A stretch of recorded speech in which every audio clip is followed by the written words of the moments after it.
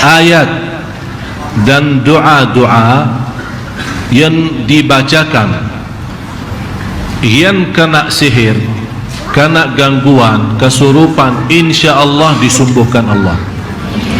Yang belum kena, insya-Allah dapat perlindungan Allah dari orang yang hasud, dari orang yang iri, orang yang sakit hati atau benci sama kita, atau memfikirkan sesuatu bahaya, atau berencana untuk mengganggu kita dengan sesuatu keburukan atau fitnah. InsyaAllah ayat-ayat ini yang akan saya bawakan untuk anda semua akan melindungi kita dari kejahatan jin dan manusia. Di luar itu, ayat ini boleh dan sangat bermanfaat bagi seorang wanita yang sudah lama nikah tapi belum bisa mendapatkan keturunan. Kenapa saya sebarkan ini? Kan saya bisa membukakan rumah saya, pintu rumah saya untuk mengobati orang kan. Yang mau berobat kemari datang ke rumah. Tapi lebih baik anda berobat sendiri, supaya jangan terbiasa pergi ke orang, apalagi dukun dan sihir atau tukang ramal atau bintar. Dan alhamdulillah, malah na'udzubillah, sekarang jauh lebih mudah, tak usah datangi mereka, bisa lewat SMS, beres urusannya. Tinggal spasi nama, tanggal lahir, spasi rek 9 berapa itu gitu. Bahan yang dipotong dari pulsa kita 5.000, tapi ternyata harga iman kita hanya 5.000. Na'udzubillah.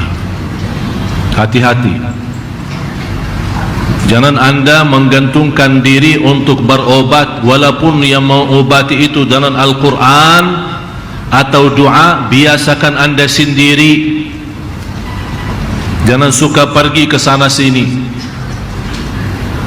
Saya tidak mensalahkan orang yang mengobati orang dengan Al-Quran, tapi apakah semuanya sama dengan niat yang ikhlas dan baik?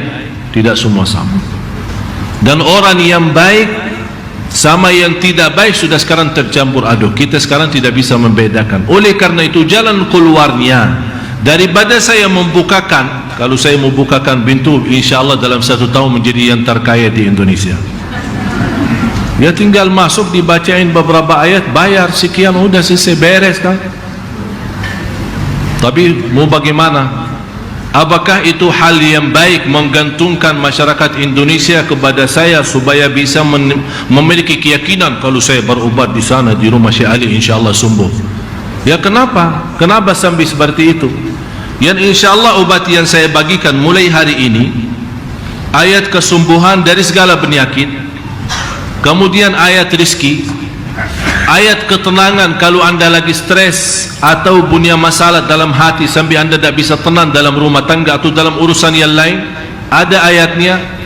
Apalagi ayat perlindungan dari segala keburukan dan kejahatan yang juga akan menselamatkan kita di dunia dan di akhirat.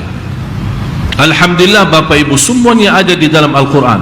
Allah menurunkan Al-Quran untuk dipakai, bukan untuk disimpan. Dipakai artinya diamalkan, bisa menjadi obat, bisa menyembuhkan, bisa memberikan petunjuk, bisa memberikan taufik, bisa memberikan hajat kita, memudahkan urusan kita. Al-Quran untuk segala sesuatu. Al-Quran bukan hanya Allah turunkan untuk menjadi berkah saja, tapi Al-Quran untuk dibaca, Al-Quran untuk dibelajari, Al-Quran untuk dihayati, diamalkan. Dan barang siapa yang membaca Al-Quran dan nawaitu taufik, dapat taufik. Bunya hajat, dapat hajatnya. Nawaitu sembuh, sembuh. Nawaitu apa saja Allah akan berikan. Al-Quran itu sangat dahsyat. Tapi karena kita manusia, walaupun umat Nabi Muhammad sallallahu alaihi wasallam yang namanya ummatul Quran, yang semestinya lebih banyak memperhatikan Al-Quran, karena kita umat Iqra. Ayat pertama turun apa? Iqra. Apa yang Iqra? Iqra bismi rabbikal ladzi khalaq. Bacalah. Apa yang dibaca? Al-Quran. Untuk apa? Sesuai niat kita. Jadi jamaah sekalian, Belajaran yang kita belajari malam ini maupun malam minggu depan, insya-Allah, mudah-mudahan semua panjang umur, sihat walafiat. Yang saya harapkan anda selalu menggantungkan diri dengan kalamullah. Tak usah tunggu lagi seorang siapapun, itu kiai, itu syekh, itu habib, itu siapa-siapa. Tak usah tunggu-tunggu. Anda punya Allah, dan kita berdoa kepada Allah tidak perlu lewat siapa-siapa. Jemaah sekalian yang dimuliakan Allah Subhanahu wa taala, 7 ayat yang dinamakan As-Sab'ul Munjiyat. As-Sab'ul Al-Munjiyat. Munjiyat artinya perlindungan yang memberikan keselamatan.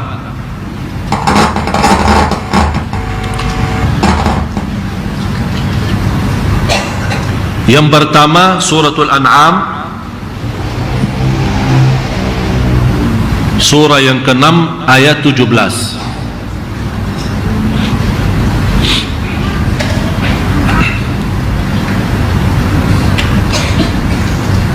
Saya tidak akan bacakan ayat-ayatnya satu persatu, tapi anda sendiri catat nomor ayatnya, nomor surahnya.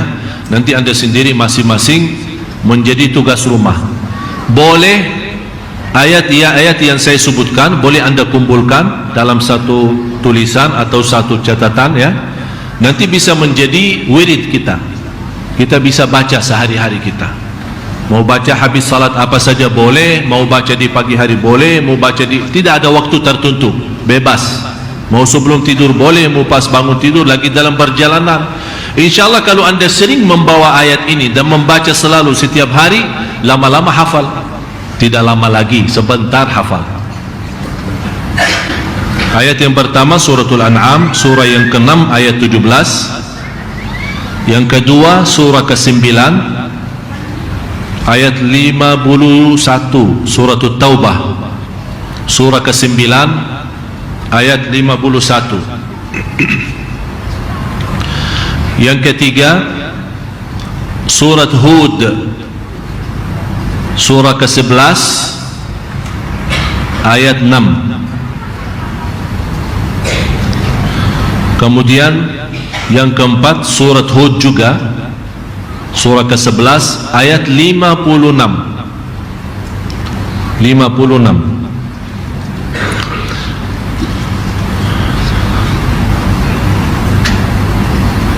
Kemudian yang kelima suratul Ankabut, surah 29 ayat 60. Surah 29 ayat 60. Kemudian suratul Ankabut juga menjadi ayat yang ke-6 adalah ayat 61. Surah Al-Ankabut 61. Jadi suratul Ankabut ada 2 dan surat Hud ada 2. Surat Hud ayat 6 sama 56, suratul Ankabut ayat 60 dan 61. Yang terakhir yang ke-7 surat Fatir, surah 35 ayat 2.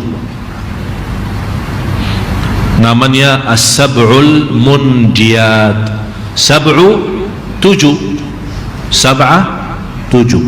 Al-Munjiyat yang melamatkan dari segala bahaya, yang akan terjamin insyaAllah keselamatan.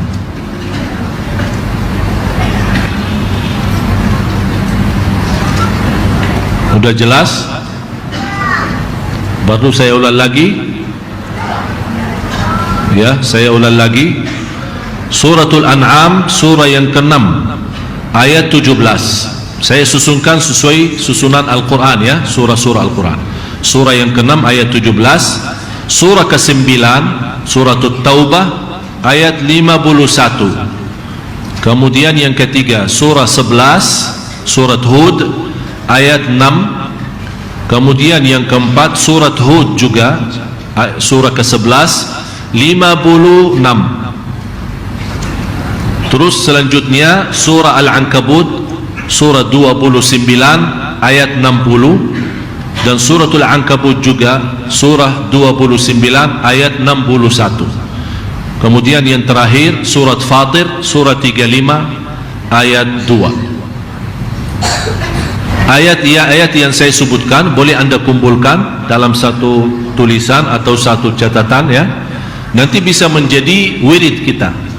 Kita bisa baca sehari-hari kita. Mau baca habis salat apa saja boleh, mau baca di pagi hari boleh, mau baca tidak ada waktu tertentu, bebas. Mau sebelum tidur boleh, mau pas bangun tidur, lagi dalam perjalanan.